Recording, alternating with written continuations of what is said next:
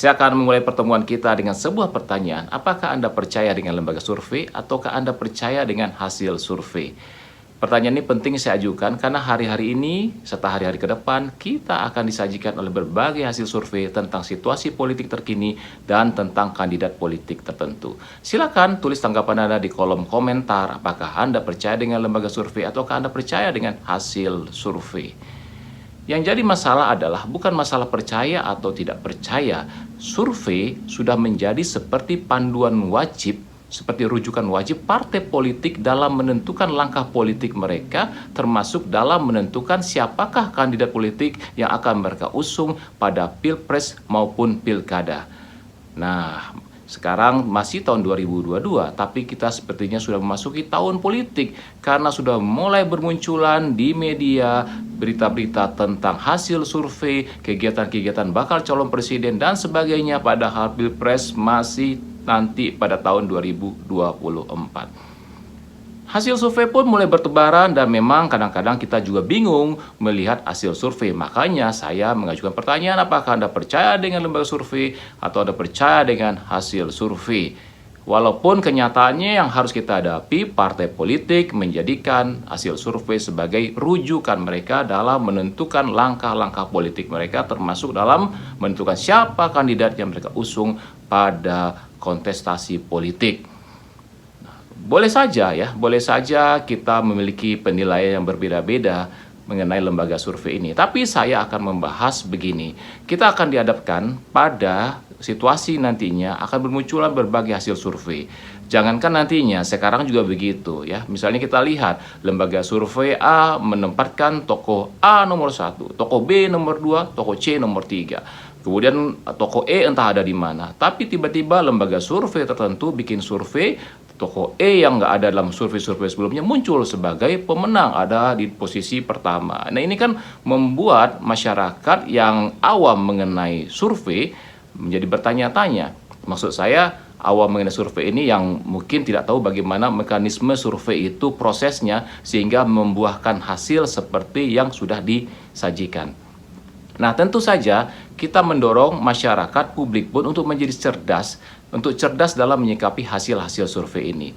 Memang survei itu memiliki pengaruh. Kalau kita belajar misalnya dalam ilmu persuasi, belajar dalam ilmu pemasaran politik, disebutkan di situ bahwa orang cenderung untuk memilih atau ikut memilih apa yang banyak dipilih oleh orang lain. Itu ada teori-teorinya seperti itu. Ya, kalau kita beri contoh yang sederhana adalah kalau kita berpergian kepada suatu tempat, kita mau makan, kita cenderung memilih tempat yang sudah rame. Misalnya ada tempat yang sepi, ada yang rame, kita langsung berasumsi bahwa tempat yang rame ini enak. Ya, seperti kita sudah mengetahui bahwa ini sudah mendapatkan seperti proof sosial gitu, social proof yang mengatakan bahwa tempatnya oke loh. Akhirnya kita pun bergabung ke situ, ikut makan di situ. Karena tapi padahal nyatanya belum tentu yang sepi ini nggak enak misalnya ya. Misalnya yang sepi ini karena mahal gitu. Yang rame ini karena murah. Ya, bisa juga seperti itu. Nah, jadi memang kemudian salah satu untuk menggiring opini publik itu adalah menggiring persepsi publik ya adalah dengan cara mengeluarkan hasil-hasil survei yang mengatakan bahwa kandidat ini memang layak untuk dipilih, kandidat ini memang layak untuk menjadi calon presiden misalnya. Kalau sekarang kan masih posisinya adalah hasil survei ini untuk bagaimana mereka ini dipilih sebagai calon presiden diusung oleh partai politik. Oke, ternyata azan zuhur. Nanti saya lanjutkan lagi ya setelah azan. Baik, kita lanjutkan kembali. Tadi terlalu semangat bikin konten sampai nggak tahu sudah menjelang waktu zuhur. Nah, kalau tadi saya bilang bahwa survei sekarang lebih banyak difokuskan bagaimana agar kandidat ini bisa memiliki kesan, memiliki nilai jual sehingga partai politik mau untuk mengusung kandidat ini pada Pilpres 2024. Memang kalau sekarang ini tujuannya survei-survei itu adalah bagaimana para kandidat ini mendapatkan tiket, bagaimana caranya mendapatkan kendaraan agar bisa maju pada Pilpres 2024. Nanti kalau Pilpresnya sudah berlangsung, nah tujuan dari survei itu adalah untuk bagaimana hasilnya itu bisa menggiring opini, bisa menggiring publik untuk memilih kandidat tersebut. Seperti saya bilang tadi bahwa kecenderungan orang itu kalau menurut teorinya adalah memilih sesuatu hal yang banyak dipilih oleh orang lain. Nah, seperti itu maksudnya. Nah, bagaimana masyarakat menilai hasil-hasil survei yang ada? Karena saya menduga bahwa akan terjadi perang survei, berbagai lembaga survei akan melakukan survei. Dari samping memang survei itu sekarang juga menjadi sebuah bisnis ya nggak masalah dong ya kan.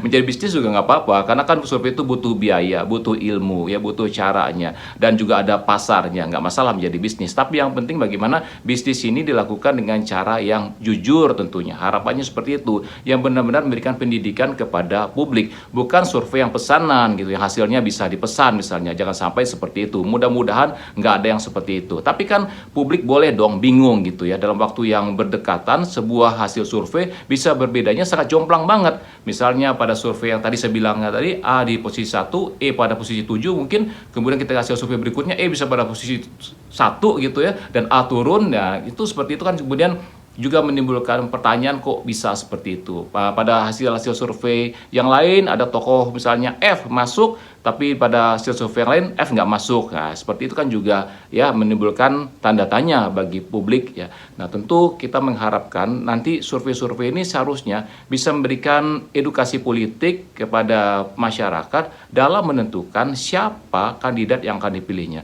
Edukasi itu maksudnya adalah alasan logis apa yang membuat kandidat ini memang layak untuk menjadi calon presiden. Alasan apa yang membuat kandidat ini memang pantas menjadi presiden. Jadi alasan-alasan logis itu yang kemudian harus diberikan kepada publik. Memang lembaga survei bisa mengatakan bahwa itu bukan tugas kami, yang penting kami kan mengeluarkan hasil survei sesuai dengan hasil survei kami. Memang benar, tapi kan ini harapan saya.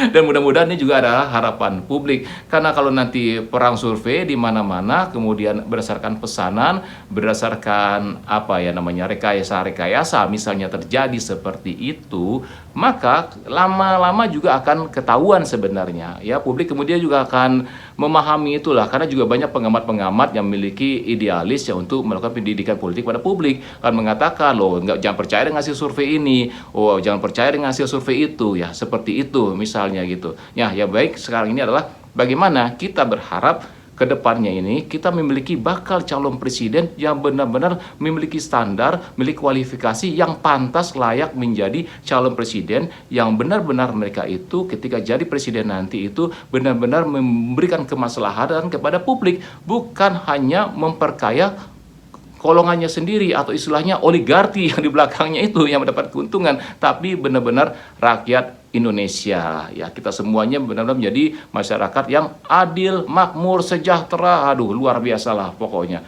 Itu harapannya ya. Jadi konten saya ini memang tadi tiba-tiba saya kepikiran, itu aja sih pesannya sebenarnya itu, karena saya barusan melihat hasil-hasil survei begitu ya. Loh, kok beda satu dengan yang lainnya, dan berharap ke depannya semoga masyarakat lebih cerdas lagi dalam membaca hasil-hasil survei ini, dan para pengamat, para peneliti, para akademisi juga memberikan pencerahan kepada masyarakat bagaimana cara yang baik dalam menyikapi hasil-hasil survei politik yang akan banyak bertebaran nantinya. Jangankan nantinya, sekarang juga sudah mulai banyak bertebaran. Saya Iwan Sastra, sampai jumpa.